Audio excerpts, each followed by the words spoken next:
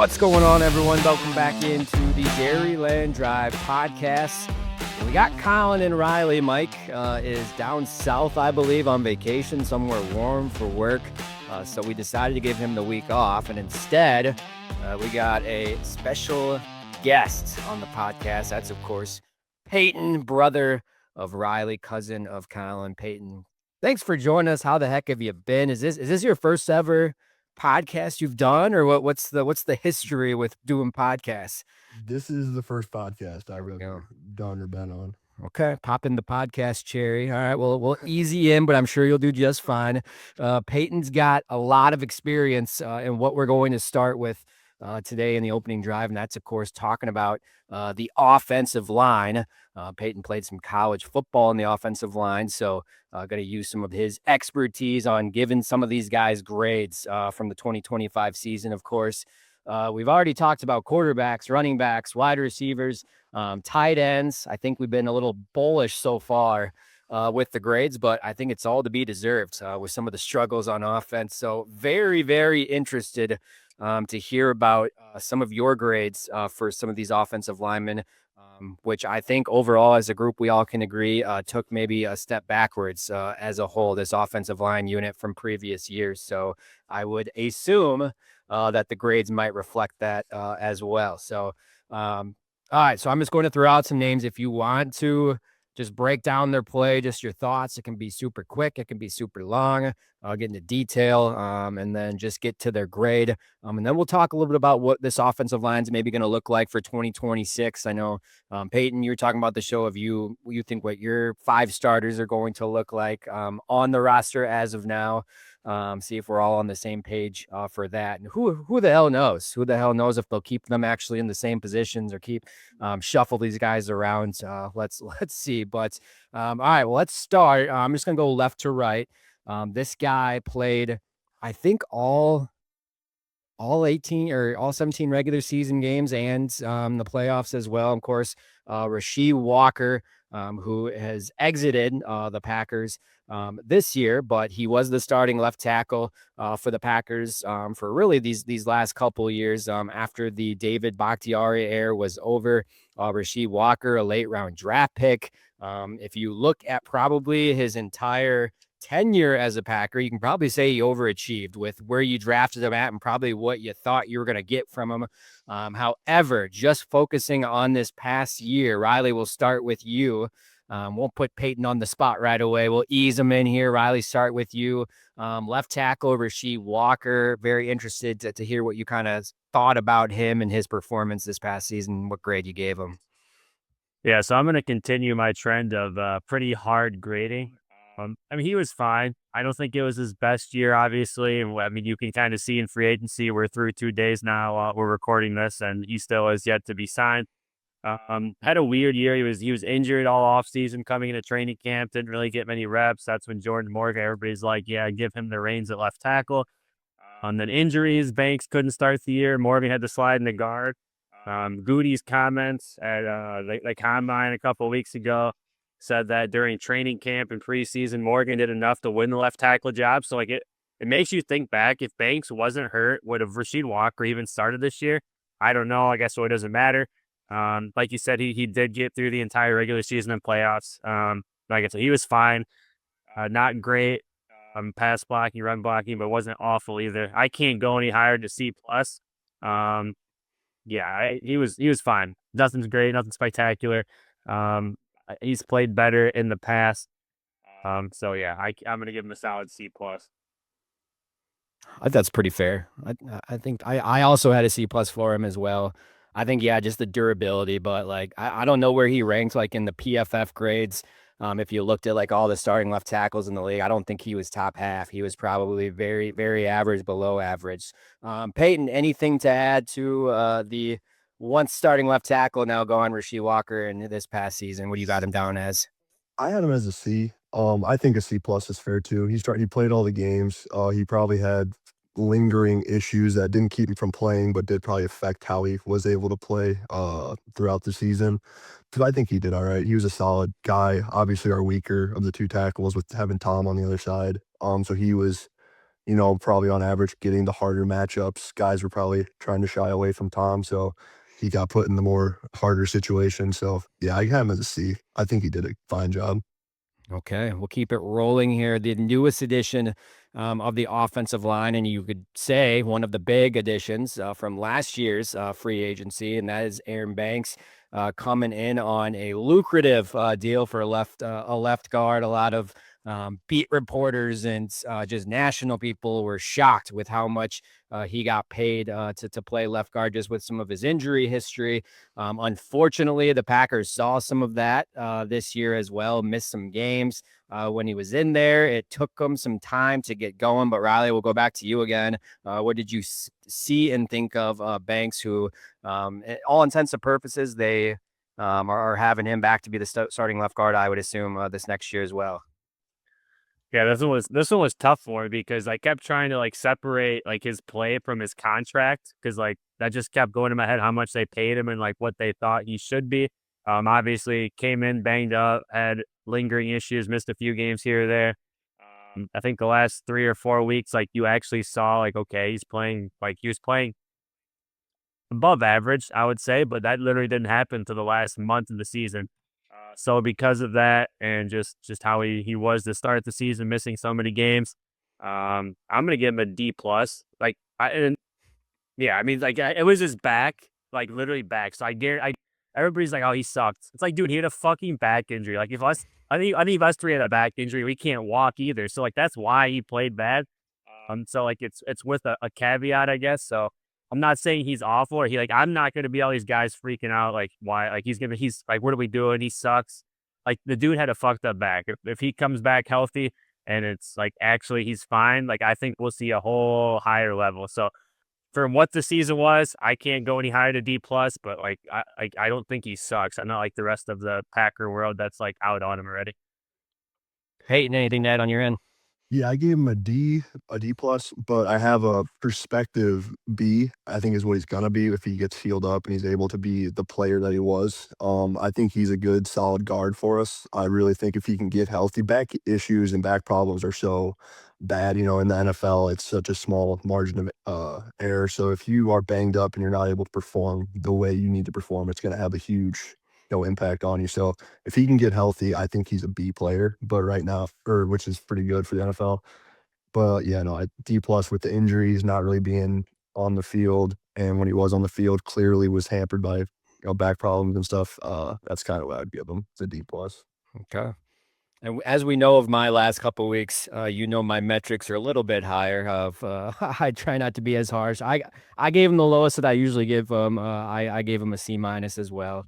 And I am very intrigued to see kind of his approach, and I would assume has to be a little bit of hunger and to get back out on the field and prove himself and prove a lot of people wrong, and hopefully get the best version of him, because he is very important, I think, of what they want to do there, be able to run the football and be physical. So, all right, we had a couple players at center, so we'll go back to back on them. First, start with Elton Jenkins, the one of the longest tenured Packers, had such a huge impact at left guard over his career, one of the best in the league. The Packers say, "Hey, move over to center. We think you can be." I think what was the words that Goody or LaFleur or someone used, that he could be an All-Pro level center or something like that, or that's what they saw his potential to be. Unfortunately, didn't reach that ceiling. Had a pretty rough year overall. Obviously, the injuries as well. So I am going to guess where this is going. But Riley, I guess, put the nail in the coffin of Elton Jenkins and his season in your grid. Yeah, obviously had a season-ending injury. Was not good when he was played. Now, I'm gonna give him a D because I think this is all schematic. He got fucked with how they wanted to play. They switched this year, obviously. Well, not this year, but the last couple of years with Josh Jacobs being there to more inside zone versus outside zone with Aaron Jones, which he excelled at guard in that outside zone because he is an athletic player, lighter player. So switching to inside zone, duo, all that stuff they were trying to do, I really don't think was his forte. So obviously why he wasn't great at it, why they moved him out of guard, because it just wasn't his style. So I'm not going to completely blame him. Obviously the injury and he's been injured the last couple of years. He already got picked up by the Browns today, so he bounced back obviously pretty fast from. I will talk about that later. One of the moves the Packers made. But yeah, I'm not gonna just bomb him like give him an F like he was completely useless, but I'll give him a D because yeah, I guess I think schematic wise he kind of got more fucked than his play actually was. I gave him a C minus. I don't think he did. I think you could really see the kind of struggling of being a new center, getting moved from guard to center and getting used to that. And like Riley said, we were a lot more interior runs this year. I do think he was playing better until he got injured. I think we were kind of starting to find a groove. And I think he was kind of improving, but that injury took him out. So up to that point, I think he was probably a D at the beginning of the year, and I think he was moving into C, and I kind of felt like we were getting a groove with O-line, and then that's when the injuries kind of started to happen. So that's what I gave him. I agree. I did a C minus as well. And I do agree. I think he was improving to an extent, and that the injury obviously just kind of shifted the offensive line, and I think ultimately leads to where we're at right now. But all right, the other guy that stepped in that center also played right guard. That is Sean Ryan. Versatility is a word that this entire coaching staff and organization likes to use, especially on the offensive line. And we saw a ton of it from the entire offensive line this year. But Sean Ryan's a guy that moves from right guard to center once Jenkins gets hurt. So Riley, what did we see from him? How did he kind of perform and step into that role? If you want to just do exclusively center or just overall the season and be able to just make that switch, halfway through the year, whatever that was. Yeah, obviously had to switch to center once Elton Jenkins got hurt. So I did like a 2 grades and then a cumulative because he was fucking dog shit at guard. He was a D minus guard. But I will say he was probably a B center. So put him together. I'm gonna give him a C plus as the total year grade. And like I like kind of going off what Peyton said about Banks, like what I think he's gonna be next year with the full off season and like actually just getting used to playing center. I think he actually, and then like we'll talk about the contract he got later. Like I think he can actually be one of those top 12 centers in the NFL. Especially with the style of play, he is big, definitely over 325, 330 pounds, strong, really good inside zone dual blocker, definitely his style. So the more confidence he gets playing there, getting used to communicating with Jordan Love and the rest of the offensive line, I think he'll be good. But just for this year, I'm going to give him a solid C plus just because of how bad he was at guard to start the season. But very impressive to be in that B range, in my opinion, from like not really ever playing center. Yeah, I did my ranking mostly at center. I think he was a C. I gave him a C center. I think he's going to continue to get better and continue to improve. I think he'll be a B next year. I think he's a good run blocker. Like you said, he's big for a center in the NFL, 320. I think he has a problem with ducking his head sometimes. He'll kind of get too out in front of himself, which is a problem some bigger guys will have. And sometimes had trouble in the pass pro, but which was more so him ducking his head, kind of getting pulled down. But I think he's good. I think he's going to get better, and I think he'll probably be a starter for us for a couple years. So I think he's a good player. So I gave him the SC. Okay. I had him down as a C plus as well, so we're kind of on the same page for a few of these. But yeah, I mean, physicality, I think that's definitely what you add to, just like you mentioned with his size, and I think with the vision of what those interior three of what they kind of wanted it to look like and be able to do, maybe potentially see some of that a lot more effectively, from the start of the season this next year. But all right, let's keep it rolling. This guy.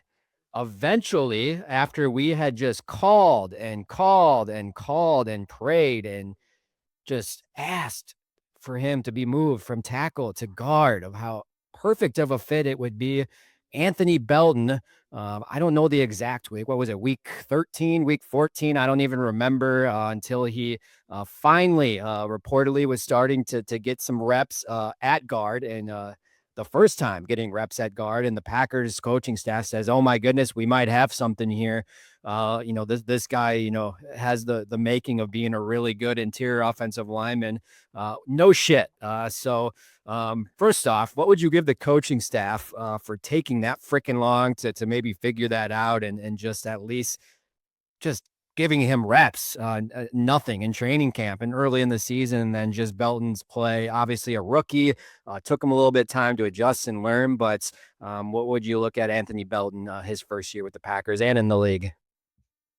Yeah, coaching staff wise, obviously not, which we've talked about a million times. The cross training and moving the guys around. Him and Jordan Morgan have gotten fucked multiple times, which Peyton can talk more about that. He played tackle as his primary position in college, got moved to guard, and just the absolute massive differences that there are in run blocking and pass blocking. But Belton, obviously, like we said, we were saying this like right after the draft, like that's what we thought the plan was. Obviously not. I mean, it ended up being the plan. I don't know why it took them so long to realize it when all the fans were like kind of figuring that's what it was going to be. But yeah, absolutely massive, massive human, right? Obviously excels in run blocking. He was solid at that.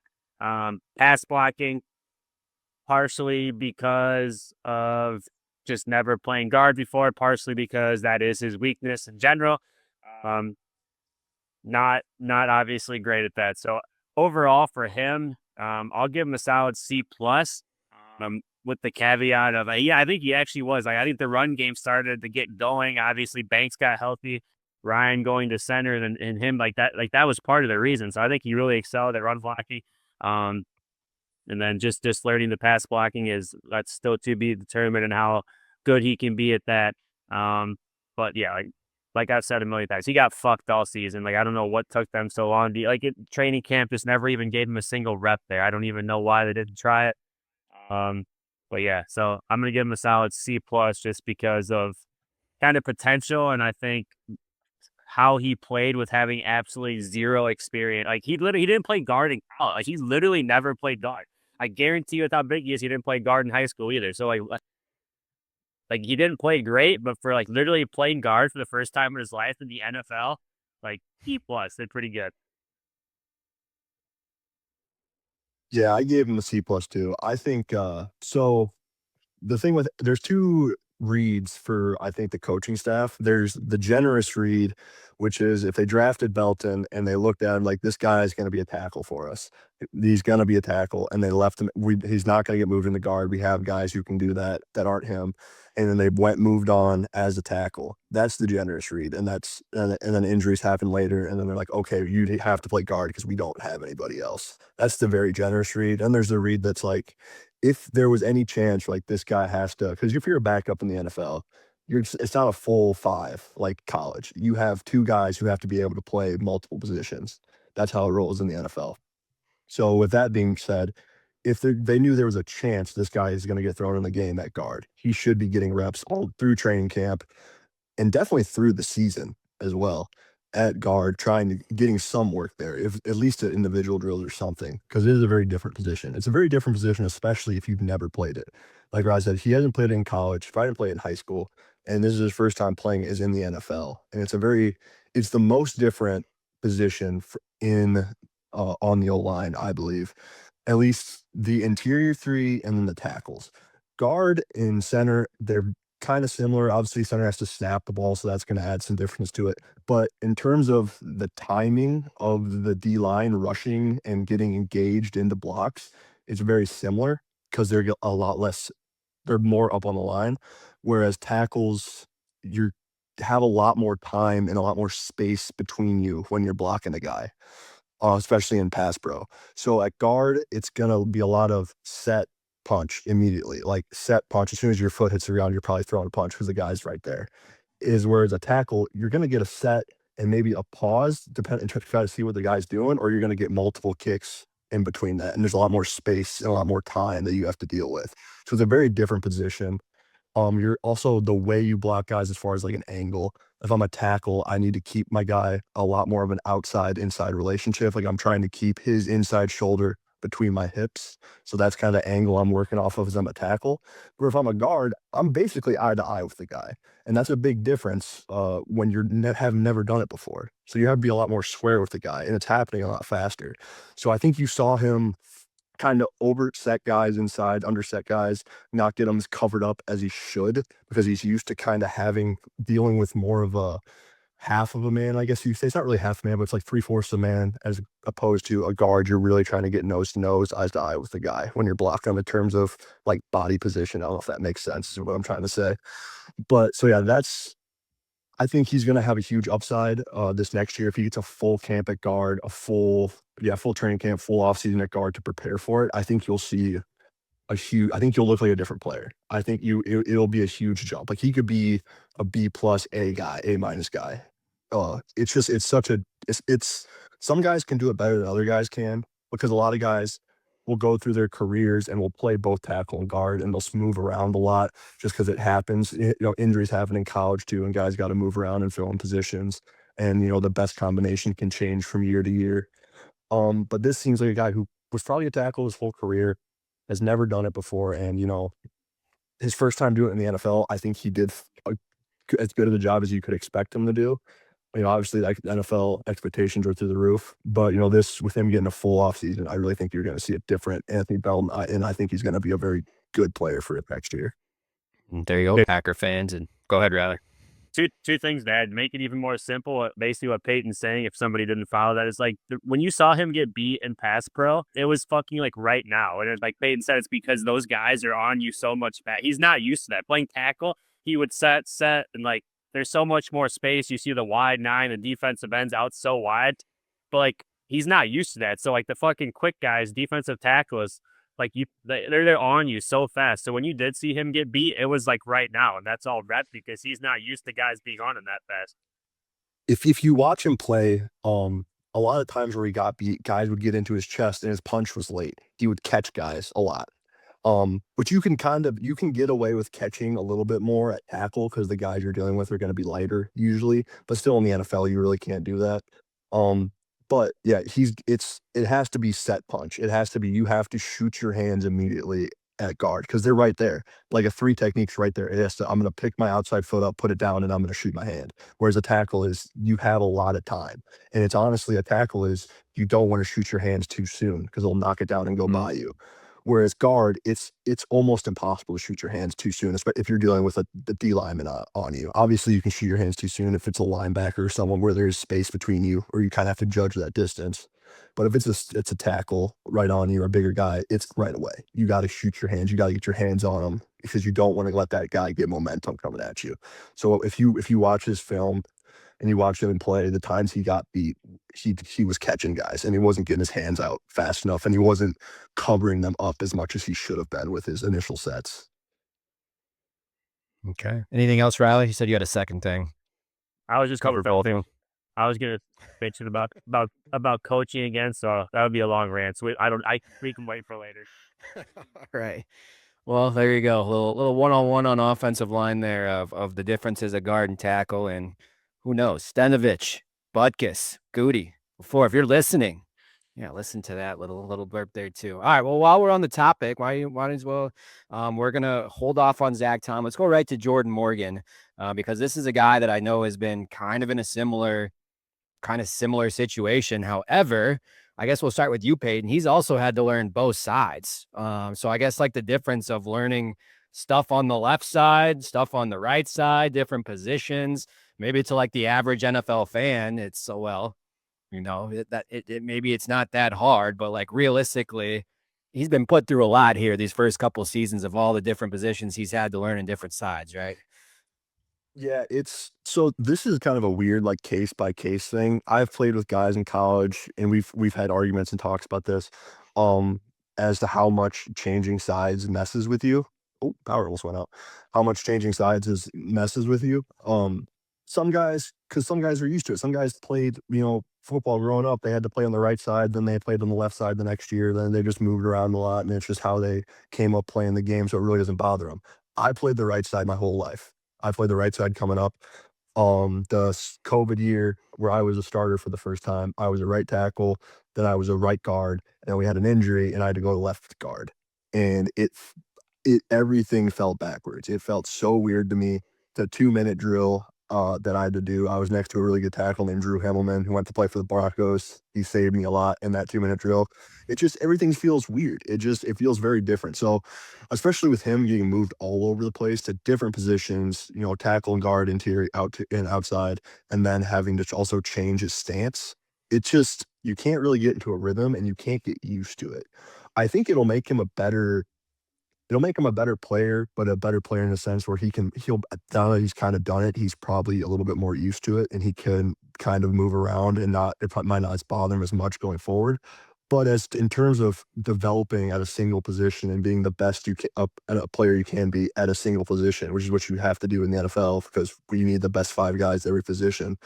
It's you can't get in a rhythm. You're not getting the work you need to at your given position. Like in individual drills, the centers and the guards aren't even doing the same like pass pro drills as the tackles. Like they're doing the same basic drills, like just basic footwork, basic shooting hands. But when you're doing the more specific individual drills, they're dividing up. At least we did in college. You're dividing up because the angles of which you're taking on rushers and the type of like rushes you're taking on are going to be different.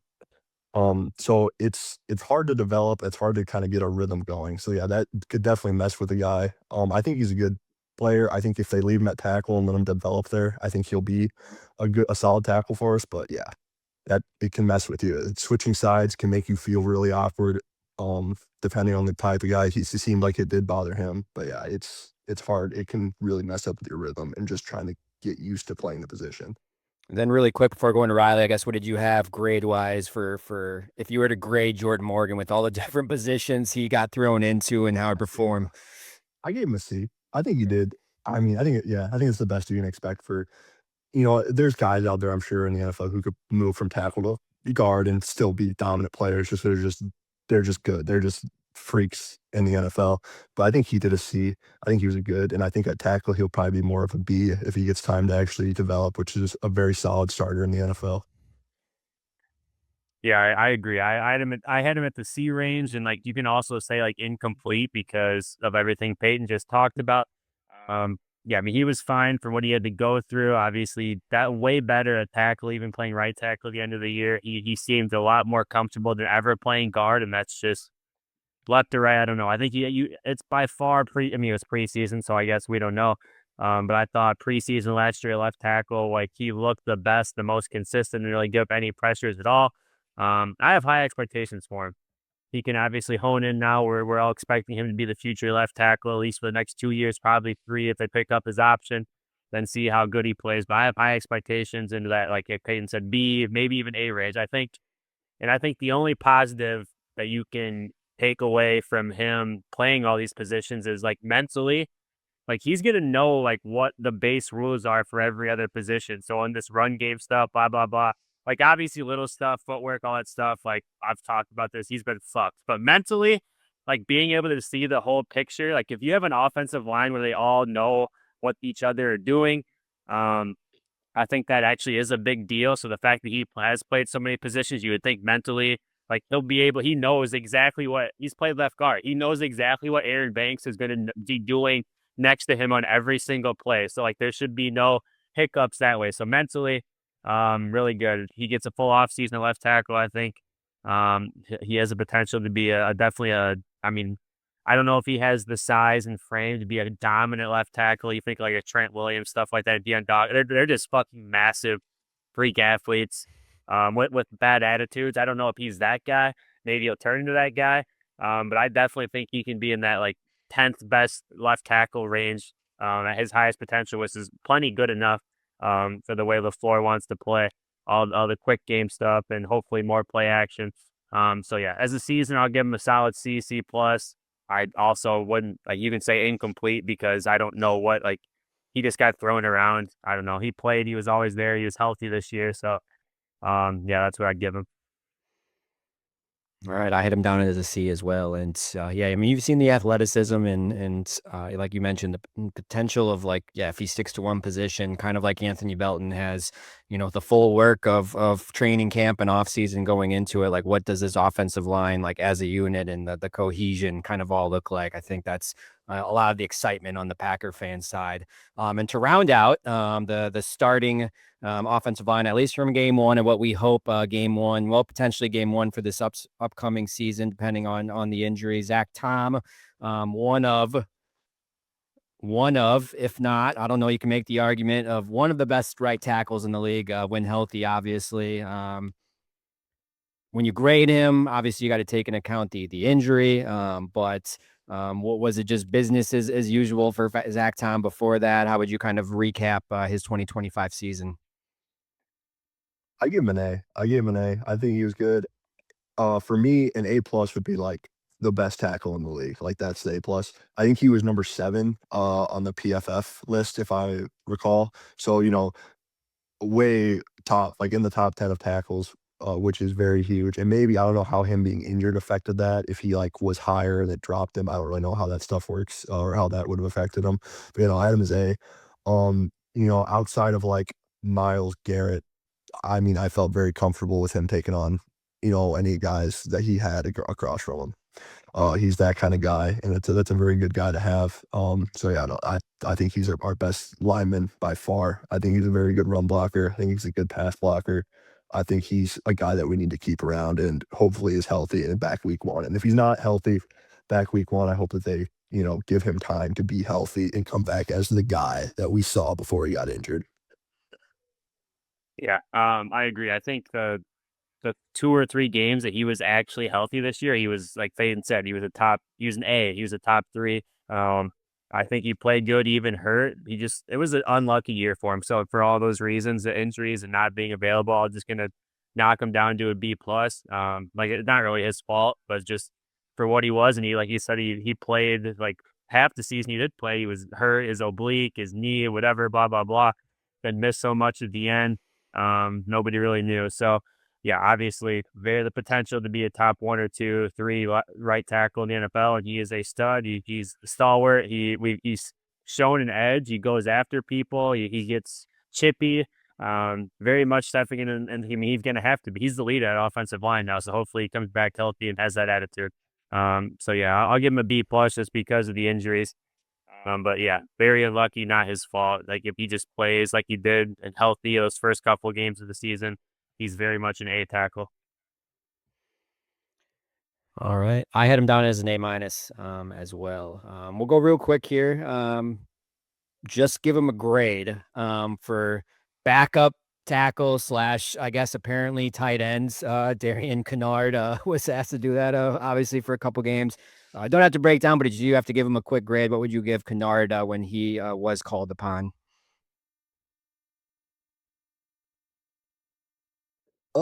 I guess a C or a D. I think he did fine. Yeah, he was in there. I mean, yeah, he was average. He was okay, which is, obviously in the NFL, that's fine. That's what you need, having a guy come off the bench. So I think he did the best that you could expect a guy at that, depth at the start of the year to do. Yeah, I give him a C plus. I think I mean, obviously he's limited, but I think he really shores up that right tackle, right guard side. If somebody has to go in, obviously, like we just talked about with Tom, if he can't come back, he gets put in IR or whatever for those first 4 weeks. Like I'm not going to be happy about Kennard playing right tackle, but at the same time, like I wouldn't be like, oh, we're fucked. You know what I mean? Like, it's not the best situation, but like he's shown that he can go in and like function. He's actually a decent, pretty good run blocker, which is why he does come in on those 6 lineman sets. So, I'm sure LaFleur can scheme up to cover him up if we need to for 4 weeks. Like he's real. Like that's why they resigned him, obviously, which we'll talk about. He kind of shores up that right side of the offensive line to be the guy that can play right guard or right tackle. All right. So overall, we went through, let's see now, is that 8 guys? Yeah, the top 8 guys from this past year. So overall, as a group, with all the individual grades you gave, what would you grade this unit as a whole from the 2025 season? I think at their best, when they were all healthy and they were playing well, I think they were like a B plus unit. I think they were very good, but I think at their worst, they were like a D plus C minus group. They were not well in the Bears game, the last game of the season. We could not run the ball to save our lives. Obviously, that also has a lot to do with how we tried to run the ball, but still, we weren't getting movement. And there were a lot of ebbs and flow for the year because of all the injuries. So I'd be like B plus at their best, probably D plus C minus at their worst, or maybe even like B at their worst. Yeah, I'm gonna say right in the middle of that. Actually, I'm just gonna say a C, and like it's like I said, with the caveat that I don't even know how much of this is their fault. I mean, between injuries and the cross training and just like what the fuck are we doing? Like I don't know. I'm not as down on, like I said, a lot of it, especially Aaron Banks, as like the rest of the world. He played bad, but like literally had a fucked up back. So like, and that's like a huge red flag. We haven't heard anything about it, so I'm assuming like if he comes into training camp and has to start missing random days because of like back soreness and shit, I'm gonna be like, what the fuck are we? Why did we? Because we obviously restructured his contract. Like that's kind of a shit show. Like what the fuck are we doing? But I would assume the fact that they restructured his contract and they're basically signing up to him for him to be there for a couple more years. But I would assume that it was just like a fluke thing and he's actually like fine and healthy by now. So hopefully that best case scenario, we just let all these guys settle in. I think our top five, like we Peyton talked about earlier, kind of like our top five are starting projected for next year, kind of clear cut. They are what they are. So yeah, I'm really actually confident about them as a group next year. But for this year, just for what it was, I have to give them a C. I agree. I had him down as a C as well. And yeah, a lot of things went wrong. And like the positive takeaway was they were still a playoff team. You can make the argument with some other key injuries, like they were potentially on pace to still win the NFC North. Just where were they at until all hell kind of broke loose on other positions. So, if this is potentially like the Packers as a team and Packers like offense with a very down or very average year for an offensive line, that's got to get you excited. That has to be almost like the instant fix, or maybe not the instant fix, but raising the ceiling to what Matt LaFleur wants this offense to look like under Jordan Love. But let's talk about that because I think at this point, this will also go into our 3 and out. Aaron Banks is back, restructuring his contract a little bit to kind of make it work with the numbers. Sean Ryan signed to a 3-year deal. So he's going to be back, presumed to be the starting center. So is it pretty clear cut, like Riley mentioned, of Jordan Morgan at left tackle, Aaron Banks at left guard? You have Sean Ryan at center, Anthony Belton at right guard, and then at this team's full health, you're going to see obviously Zach Tom at right tackle whenever he is ready. What is the ceiling of this group, of this starting 5 with a full offseason, knowing what position they're going to be for 2 of them and kind of settling in? What is the ceiling and what can this offensive line do for this Packers offense, and what Matt LaFleur wants to do just with at least running the ball and obviously with Jordan Love? I think the ceiling's A to A plus. I mean, I think they have the potential to be a very good group if Banks is healthy, if Felton develops the way that he could develop with actually having a year under his belt at guard. Obviously he's still young, and I think you'll see him continue to improve as long as he stays healthy as the year goes on. Yeah, if we get healthy Tom back, if we get Jordan Morgan out there at tackle, you can stay at tackle and develop their week after week. I think it's a very high ceiling. I think it's a very good group. I think it's a very good pass pro group and a very solid run blocking group. Yeah, I agree. I think they're like I don't know if they're ever going to be like a top 5 unit. Maybe I could see them best case like right at 5th. I think more realistically, they're going to be in the 8th, 9th, or 10th range of units, which is plenty fine for the skilled players in the defense they should have.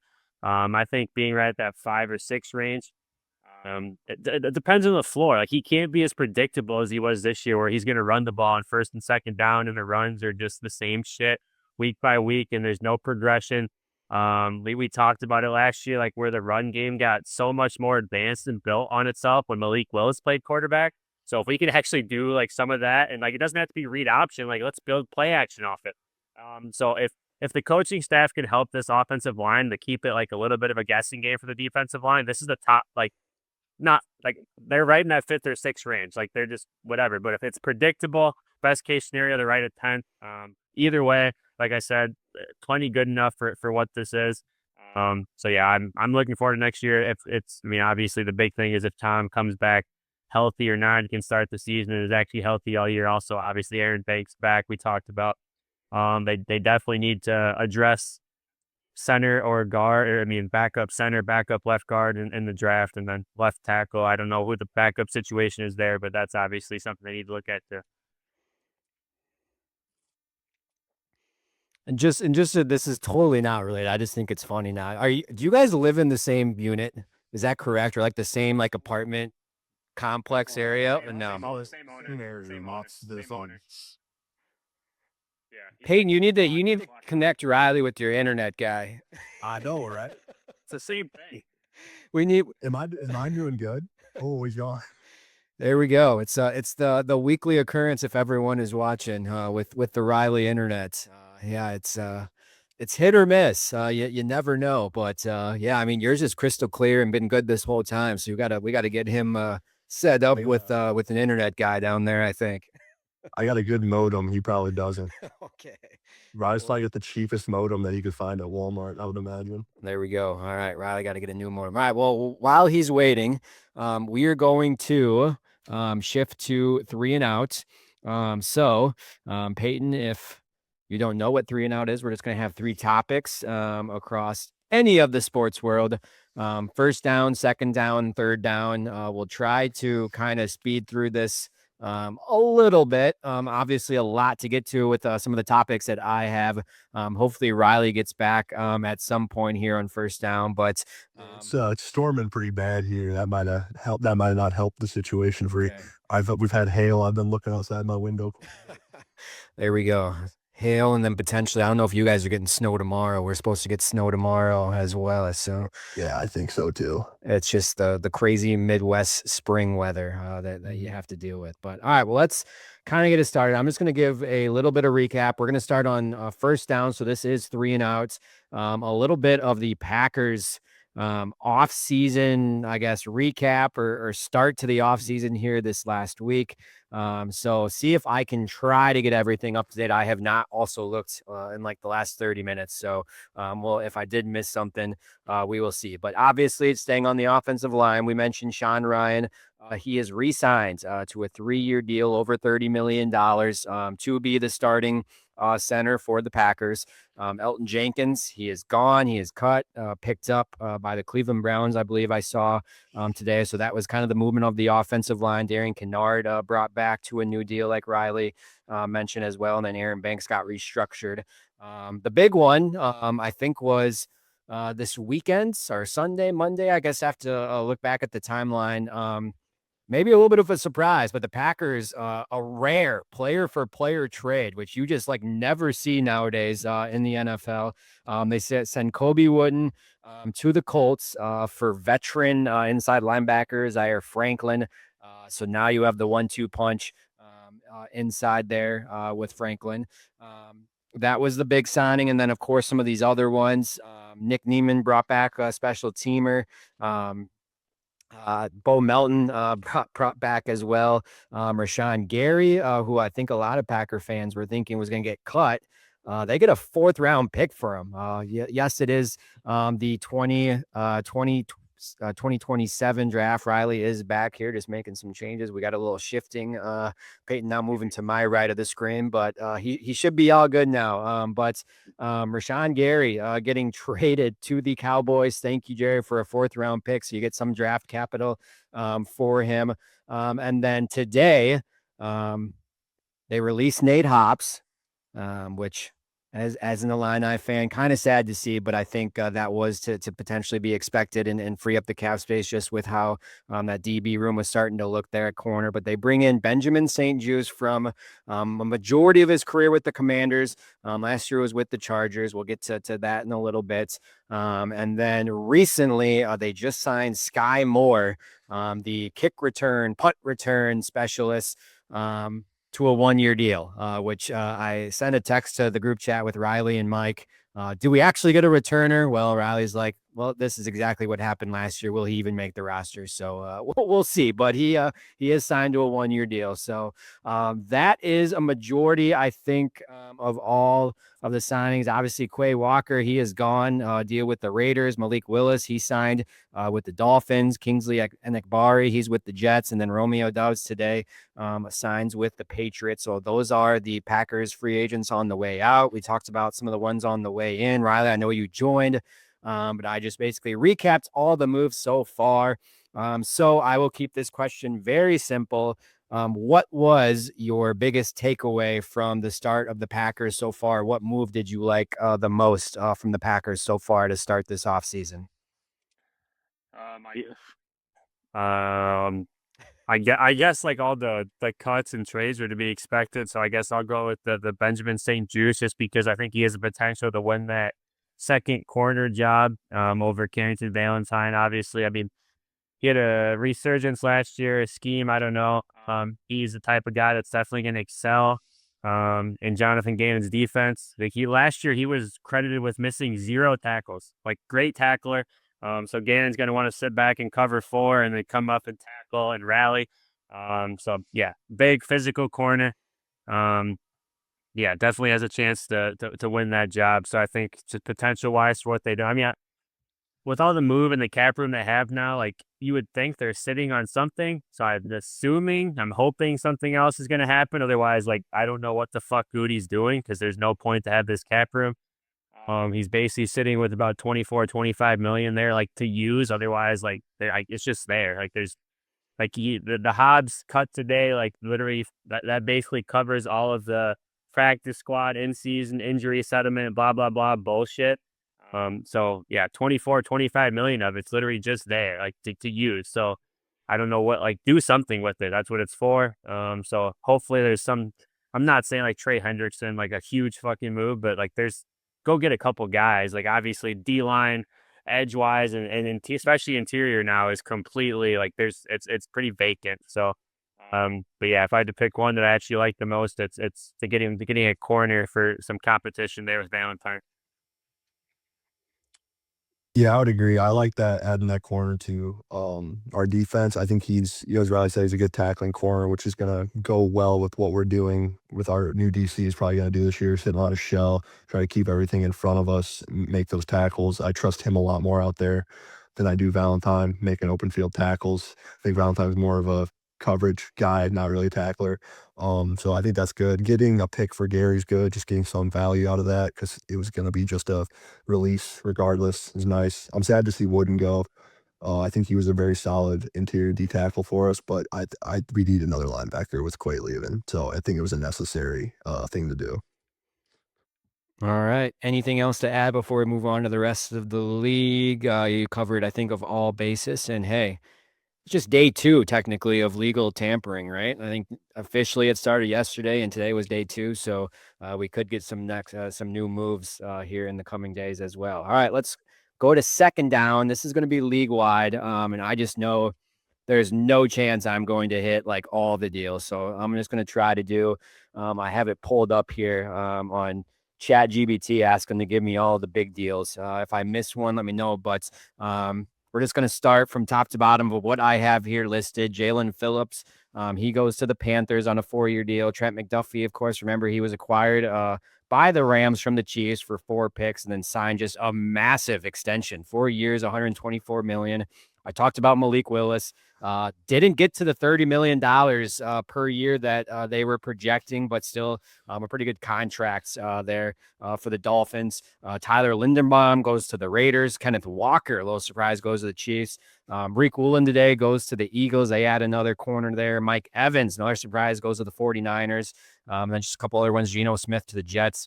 Wan'Dale Robinson to the Titans, of course. The Raiders have had a pretty big start to free agency so far in some of the trades. We talked about Nakobe Dean, or no, we didn't talk about. They signed Nakobe Dean to go with Quay Walker, and then they trade away Max Crosby to the Ravens. That freed up that space to sign some of those guys. So Max Crosby, one of the better edge rushers in the league. You say top 5, top 3, however you want to put him. He is now in the Ravens, but maybe a big win for the Packers because he did not go to the Bears, who he was potentially linked to. Speaking of the Bears, they did sign safety Kobe Bryant and then Devin Bush as well, the linebacker from the Browns. One more, because I know Riley mentioned this guy as well. Carolina Panthers, they also added Devin Floyd, I believe, in that. So I don't know if I missed any, but I think when you just look across the league as a whole so far through this first week or so, or these first few days, what is one move that you just absolutely loved that you thought was either a match made in heaven free agency wise, or you just love the trade? What is the one move that you've just absolutely loved so far looking across the whole league? I think my favorite is Crosby on the Ravens. I think just having a guy, I think he's the biggest name. I think he's the biggest star player. So having him leaving the Raiders, an organization where he hasn't really gotten to be a contender since he's been there, and now he's going to have a chance to be on a team that was one field goal away from the playoffs last year. They're mixing things up, so who knows? We've seen new head coaches come in, revitalize the franchise, and have a big first year. So it's going to be exciting to see what a guy with his caliber of talent, his personality is going to be able to do on a competing team. I think it's a good storyline to follow in the next season. Yeah, for me, you kind of touched on, but I'm gonna do like two guys joint. Just the Panthers in general, like really attacking defense with Jalen Phillips and Devin Lloyd. I've talked about it's a stud inside linebacker. Obviously, Phillips is a premier pass rusher, or showed that the last couple of years, which is why he got paid the way he did. I think in that division, like the Saints are getting better. Yeah, Tyler Show. Yeah, we don't know yet. The Falcons are gonna assign Tua.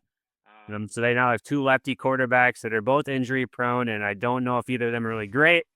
So to me, it's like down to the Bucks and the Panthers. So like the Bucks, you just keep building that defense, have an attitude, like you're going to put yourself in position to continue to make the playoffs, like it is this last year. Obviously lost a few guys in offense, so we'll see how they address that. But defensively, really like what the Panthers did to like try to take ownership of that division after kind of stealing it this last year.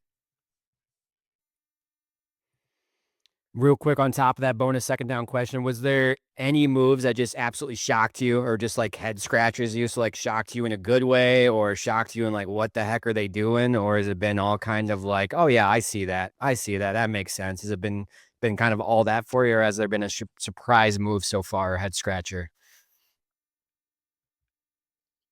The one for me that just and still makes no fucking sense. And it's great for the Steelers, but like and Alec Pierce, like who else thinks that he's better than Michael Pittman, that he deserved to get paid that, and they just traded away Michael Pittman for a bag of fucking peanuts. So great for the Steelers, because now they literally might have the best 1-2 receiver combo in the NFL. Probably Rodgers is going to come back now, I would assume, and they got Rico Dowdle as well. Like they're kind of stacked in offensive. Their offensive line can use and develop. But yeah, for the Colts wise, I don't fucking like the Colts. They just want to suck, I guess. They're looking to suck. I don't give what they're doing. Like they started 8-1 last year, whatever it was, 8-2, and just obviously injuries and shit. And like they're just continuing to like, what the fuck are they doing? So that was the one that makes absolutely no sense to me, because like I don't know in what world that Alec Pierce is like all of a sudden better than Michael Pittman, but that's not in my planet. Peyton, anything for you? Been all probably business as usual so far, you think? Yeah, I'm not big on social media stuff, so I have a hard time following stuff. I was surprised when I learned that Mike Evans was at the 49ers, but I have no idea if that was something that was written on the wall that everyone knew was coming. But I always assumed that he would finish his career in Tampa. But yeah, no, I think that's going to be an interesting thing to see there too. See how he does in San Francisco.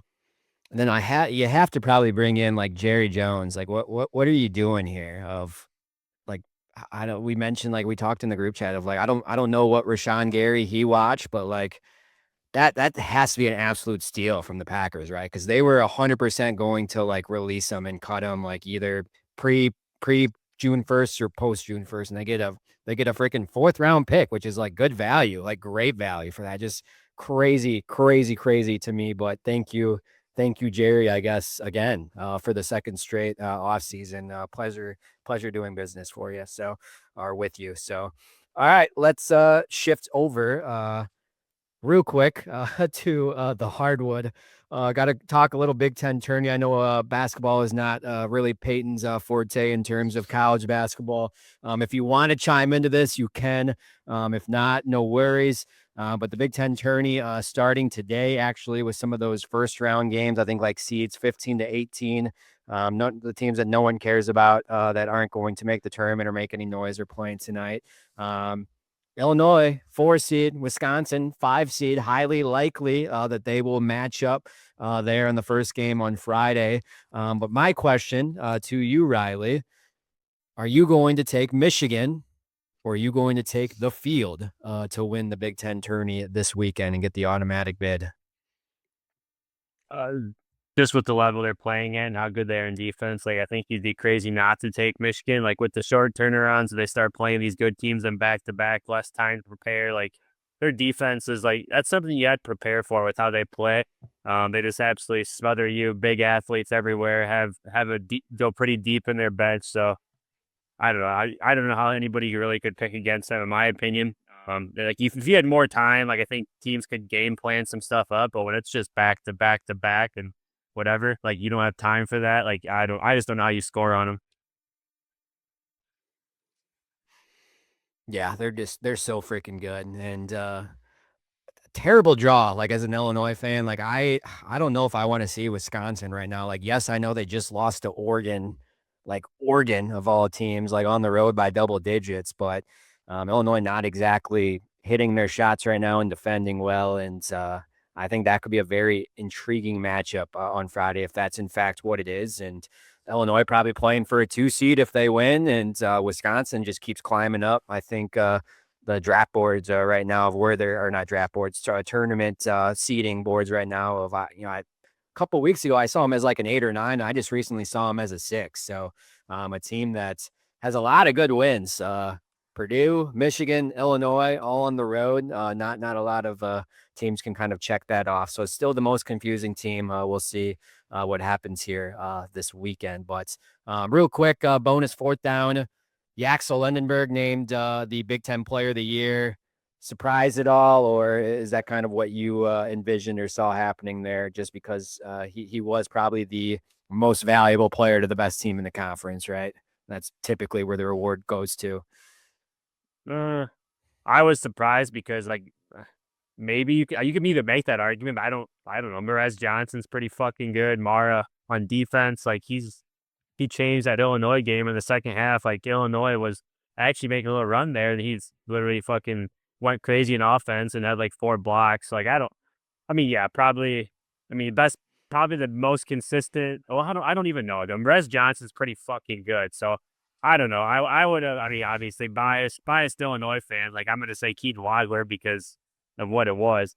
By fall. I mean, I think there's a lot of analysts were pretty loud on social media today, like about that. Like like they're not like mad about it, but they're like, you can't, like, you just can't straight up say that yet. Yax was the best player in his own team. So I don't know.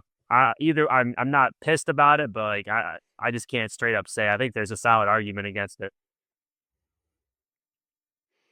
And like you mentioned, Keaton Wagler was first team All Big Ten as a freshman, the freshman unanimous freshman player of the year in the Big Ten. And then David Merkovich, I think, was honorable mentions Big Ten, and then first team All Freshman team, and then Kylan Boswell, All Defensive team. Didn't look at the Wisconsin thing. I would imagine that Boyd and Blackwell were probably in there at some point. But They were. all right, that's all. That's all Big Ten talk for you, Peyton. Real short and sweet.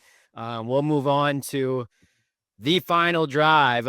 And our first time ever really talking about this on the show. I don't think Mike is a big UFC MMA guy. I would probably go out to bet that he probably couldn't name one current fighter right now, and probably doesn't pay attention. So this is the perfect week to talk about it because if you've been under a rock or don't pay attention, there is going to be a fight card happening actually legitimately at the White House that's been in the works for a little bit now. Going to cost a lot of money, but they just released the official card this past weekend at what was it, UFC 336, right? Or was it 326, 336, 326, one of the sixes, right? Or 20, I seven? think it was 26. 26 for the BMF that we can get in a little bit here.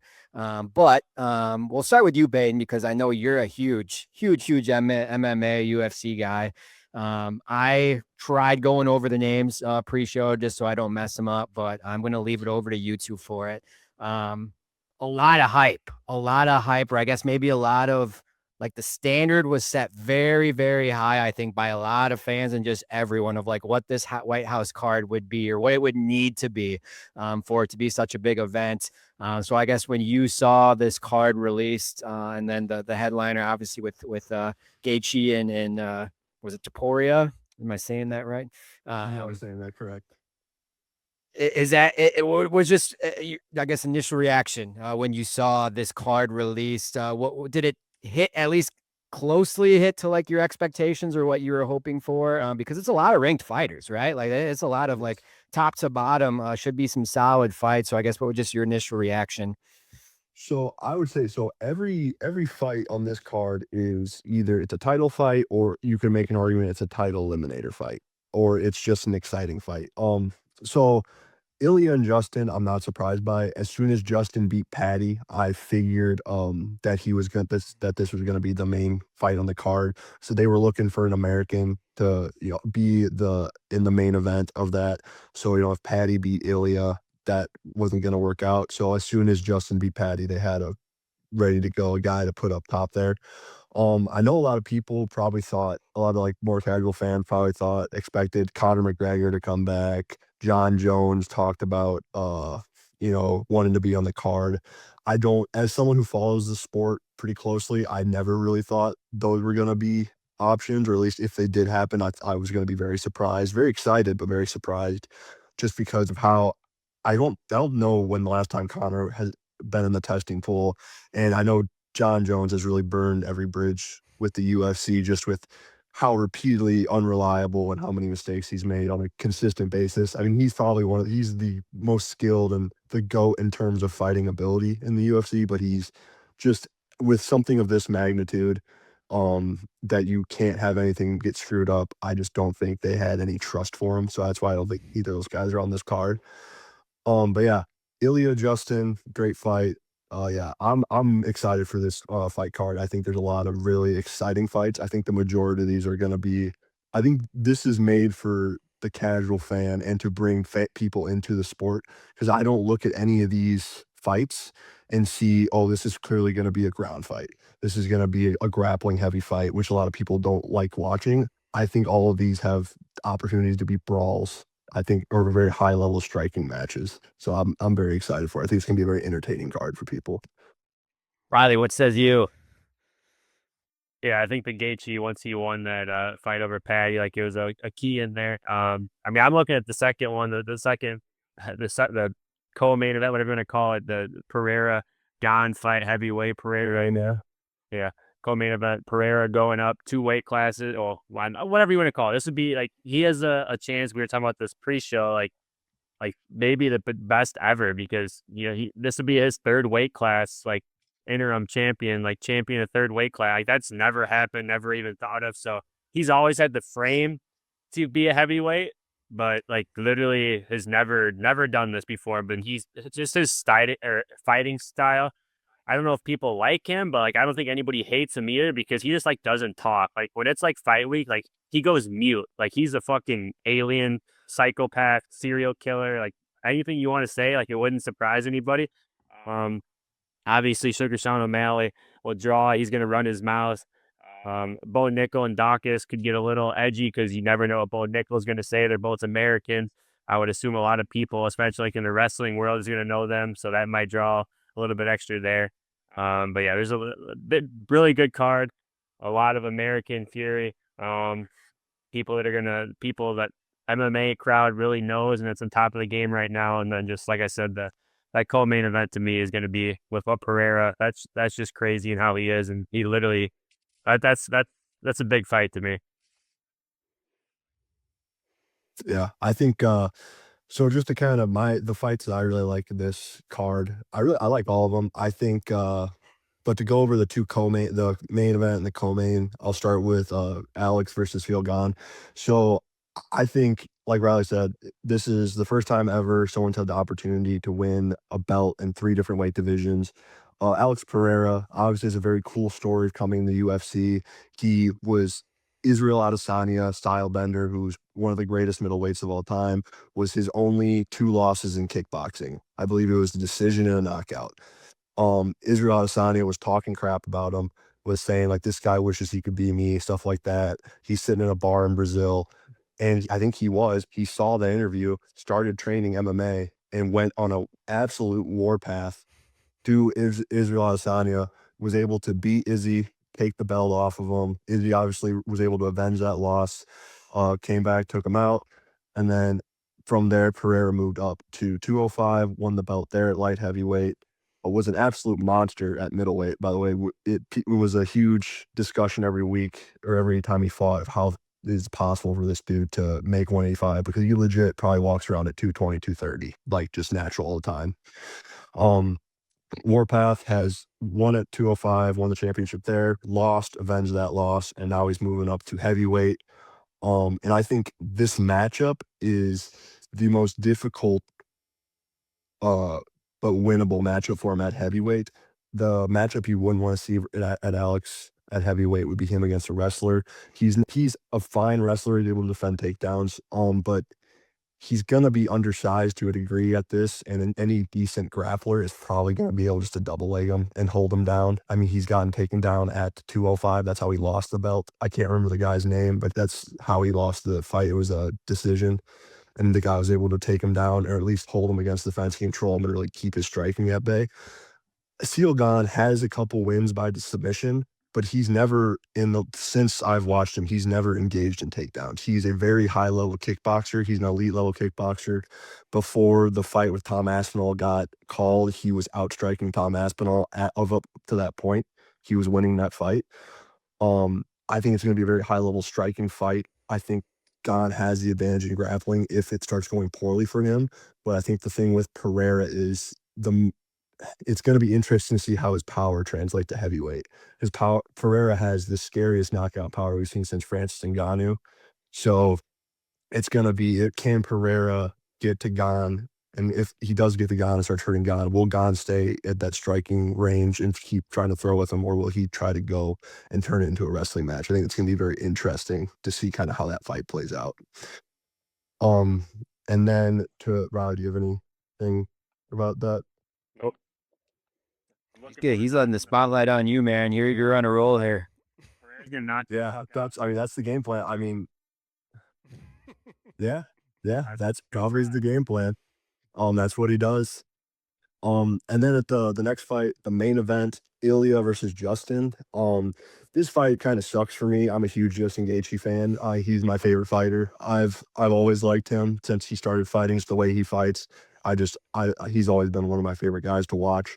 But I think he has a very hard path to victory in this fight. We're not going to see the Justin that we saw against Patty, who was very on the front foot, just trying to push Patty back and really wading into danger and being okay with that, and knowing that Patty wasn't going to be able to produce the power, at least while he was going backwards, to hurt Justin. It's very reminiscent of how he fought Michael Johnson, how he fought Dustin Poirier and Eddie Alvarez in his first 3 fights in the UFC. He won the first one against Michael Johnson and then got finished twice. And then he kind of had this resurgence where he reinvented himself, was still a psycho, was still a highlight, was still getting performance bonuses every time he fought, but was much more measured. So I think he's had 2 fights against Rafael Fiziev, who's a very dangerous fast striker, in which you really saw him be this measured striking guy who he has a great coach in Trevor Whitman. And I think that's the Justin we're going to see. We're going to see he's still going to be on the front foot. He's still going to be pressuring, but I think you're going to see a lot more technical Justin. Ilya Topuria, though, is just he's one of those guys similar to Pereira. He's on the path to becoming one of the greatest guys or athletes to ever be in this sport. He's knocked out Alexander Volkanovski, who is the 145 GOAT. He knocked out Max Holloway, the first to ever finish Max Holloway, the first to ever knock down and knock out Max. Oh, I think, yeah. I don't know if Justin knocked down Max, but the first to ever, or if Justin did, but the first to ever knock out Max Holloway. He's moved up, knocked out Charles Oliveira, who took shots from Justin Gaethje. So we know that his power is going to translate to the lightweight division at 155. So it's just Justin's margin for error is going to be so narrow in that fight. And Ilya's so technical. He's so sharp. He is a rare one punch knockout guy that doesn't just throw one punch. He throws in combinations. He'll throw 3, 4, 5, 6 fight or punches at a time. And he's very technical, very sharp. And Justin gets hit. And I just don't think that Justin's gonna be able to get hit by Ilya. Um, I think it's gonna be very. I assume this is gonna be a very entertaining fight. I don't really see it going past the second, third round, unless we see it absolutely just Justin Gaethje has a night, and he's very capable of it. He's very shown that he's very capable of being very technical. He himself has some devastating power. It's just I just think the margin of error is too small. I just think Ilya gets it done and Justin gets probably finished to second or third round. I think he's gonna have a lot of casual fans or fans I've never even watched, like UFC, probably behind him, kind of like as that underdog. But believe it or not, June 14th, UFC Freedom 250. You have to tune in. Like if you've never watched any UFC card or fight night before, like you got to start tuning in here. I don't know if you have Paramount Plus. It got switched over to that. I think it's been super accessible. I think been some pretty good like fights and some pretty good cards so far to start this whole relationship with Paramount. And hell, it was even on CBS this past weekend. Some of the undercard or the prelims and I think all the prelims. Yeah, majority of the prelims or some of the prelims are on CBS. So plenty of opportunity here in the next few months to tune in and at least get at least yourself acknowledge or understanding of it before the big fight. But real quick, just like an elevator pitch, I'm assuming Peyton probably knows who this is. I don't know, Riley. I'm assuming you do as well. I was just tuning in to it was UFC 326 this past weekend, and then a local guy, Wisconsin wise, from Fond du Lac, a D1 defensive lineman, Dante, is it Lockjaw Johnson, stayed undefeated, got a win. He's from Fond du Lac, Wisconsin, believe it or not. Oh, do you know of him or do you know kind of I can't remember where he played. I think it was Western Michigan or something like that. He played Division 1 as a defensive lineman, but he just fought at 185 against Cody Brundage and won on a split decision. So something to keep an eye on. I don't know, they were talking about like Joe Rogan and them were talking him up of his potential he had. Just thought that was interesting. Didn't know if Wisconsin had any fighters or any like quote unquote local guys if anyone's jumping on the bandwagon here in the coming months. Yeah, they got another. I think he's a middleweight, Gerald Mershart. He's been on a losing streak. He fights out of Milwaukee, I want to say. Okay. But yeah, no, Dante Johnson. I haven't seen him. I've heard of Cody Brundage. I know he was a prominent. I don't know if he ever got really deep into the middleweight rankings, but I do think he hung around on the outside, maybe like a 15 or 14 at a time, and then lost out. I've heard of looking at his record, maybe not, but I've heard of him before. But I know definitely something to keep an eye out. It's cool to have a local guy in the UFC. It's a big sport coming up, so it's really cool to see. All right. Well, there you go, Peyton. Very, very well done for the first ever, I guess, appearance on a podcast. So I hope you had a lot of fun, and we'll definitely have to have you back in the future at some point to maybe break down the White House card fight, maybe later this summer, along with some other things. But Riley, any closing thoughts in the sports world in general? Anything out on the pitch, soccer wise, anyone's missed here in the last week? U.S. women won the She Believes Cup. Didn't really play great, but did good enough to win. Beat Canada. Fuck Canada, so that's cool. Yeah, just all tuned into college basketball here. See how Illinois does. Hopefully my second team, Florida, continues. Like they're obviously probably the hottest team in the country right now. Hopefully they can run through the SEC tournament, and we'll get our brackets here coming up. So exciting time over the next 2 or 3 weeks if you follow college basketball. All right. Well, once again, Peyton, thank you for joining. Hopefully, you had a good time. You did awesome.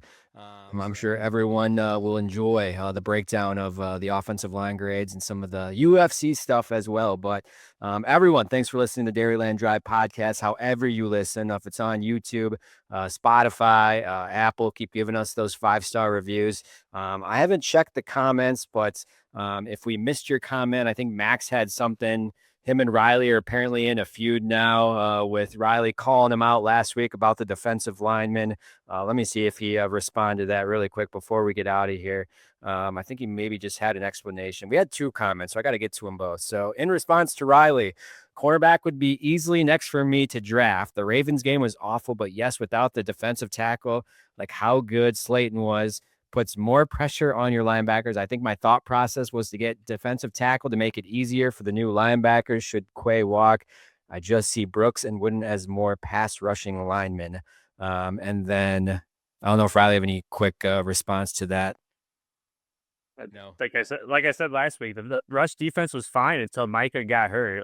Micah's like really good. People realize like that it went to shit for a reason. It wasn't just like he impacts the run game, and they were literally a top 10 run defense until he got hurt. So I mean, obviously we do now. We see these trades, so yeah, now we need defensive tackle. So Max, I'm right there with you again, but I wasn't as high on it as everybody else was before the trade.